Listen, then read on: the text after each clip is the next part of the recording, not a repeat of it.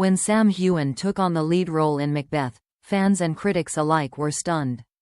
This wasn't Jamie Fraser from Outlander, the charming Highlander with a heart of gold. This was Macbeth, haunted, ambitious, violent. A role soaked in darkness, built on betrayal, guilt, and paranoia. It was a bold move, and it meant stepping into a character far removed from the roles that made him a global icon. But Sam was ready, or at least, he thought he was. From the beginning, the production buzzed with energy and tension. This wasn't just another play, it was Macbeth, one of Shakespeare's most psychologically brutal tragedies. With a limited run and massive expectations, every rehearsal was intense.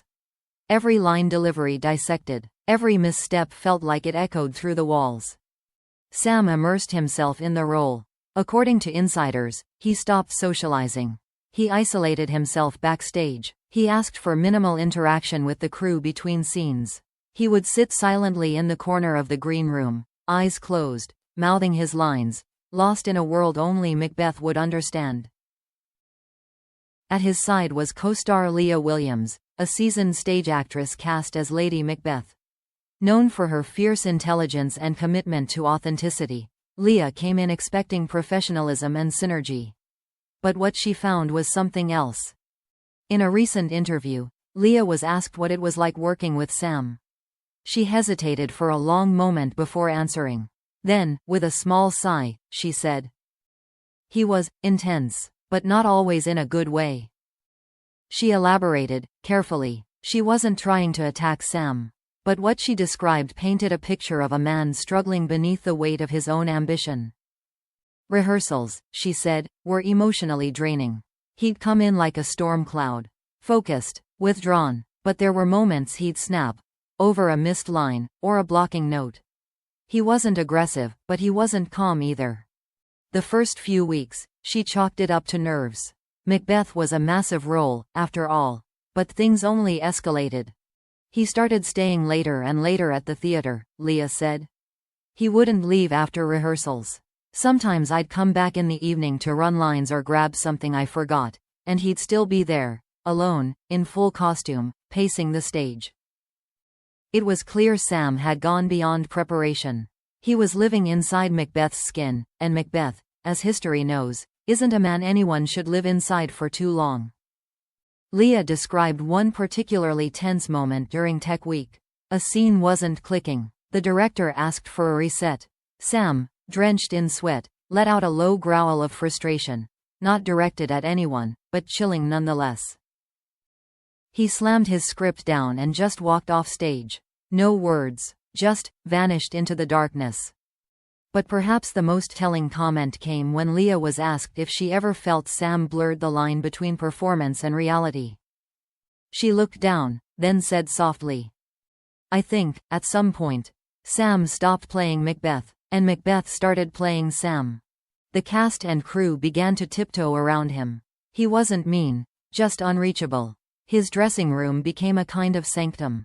No one entered without permission. A stagehand later revealed that Sam had requested all mirrors in his room be covered. Why? No one knows. Some whispered that he was too deep in character. Others said he was going through something personal and using the role to hide. Either way, the mood backstage grew heavy. And Lia? She carried the weight too. "He rarely looked me in the eyes during emotional scenes," she admitted. "But when he did, it was like staring into someone who wasn't fully there." Still, on stage, the performance was electric. Sam's portrayal was raw, magnetic, unforgettable. But backstage, the cracks were forming. And Lia had seen them, close up. She hadn't said everything yet, but one thing was clear.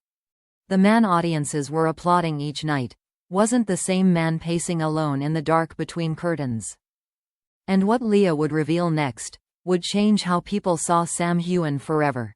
Lia Williams didn't set out to expose anyone. In her own words, she wasn't trying to start drama or fan gossip flames. But when asked, genuinely asked, what it was like to work alongside Sam Heughan in Macbeth, she answered with quiet honesty. "He's brilliant, but brilliance often walks the edge of something dangerous."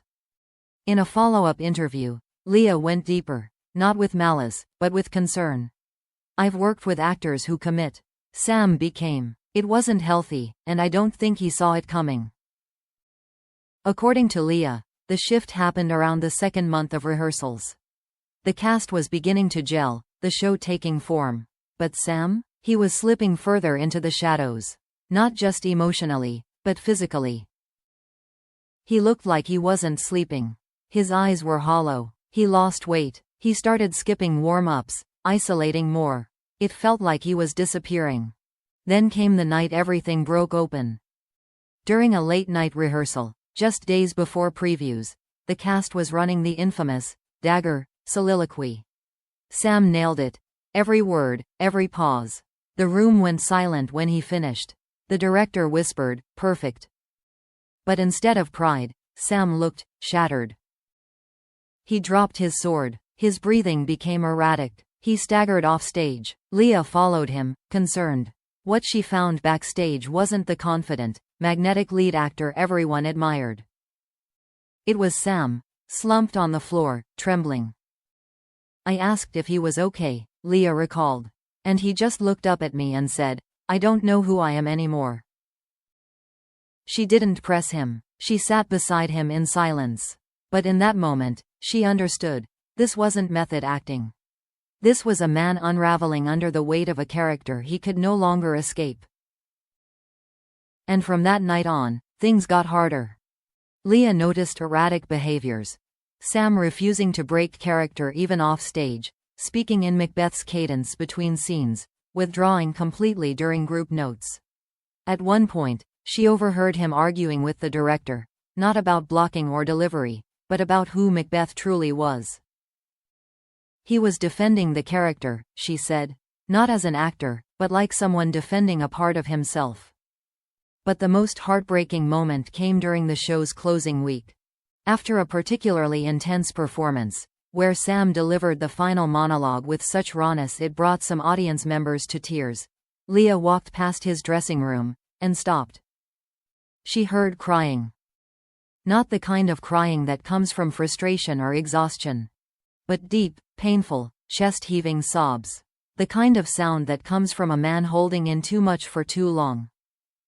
She didn't knock. She didn't walk in. She just stood there, frozen, as the truth sank in. Sam Heughan wasn't just playing a tragic figure. He was living one. Later, in quiet conversations with other castmates, Lia discovered she wasn't the only one who had noticed. A stage manager admitted Sam had once vanished during intermission, only to be found sitting alone in the dark wings of the stage, whispering lines to himself. Another actor recalled how Sam flinched when someone touched his shoulder backstage, as if pulled out of a dream too suddenly. The pressure, the loneliness, the emotional weight of Macbeth, it had all fused into something dangerous. And yet, Sam never missed a single performance. Never fumbled a line. Never showed the audience anything but brilliance. That's what made it so haunting, Lia said. He gave everything, maybe too much.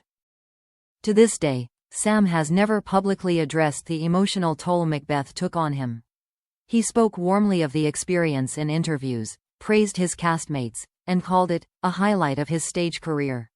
But those closest to the production, especially Lia, knew the cost. She summed it up with one final line. People saw a performance. I saw a man losing himself to make it unforgettable. And unforgettable it was, but not just for the audiences. For Sam Heughan, Macbeth wasn't just another role. It was a mirror, and what he saw in it nearly consumed him.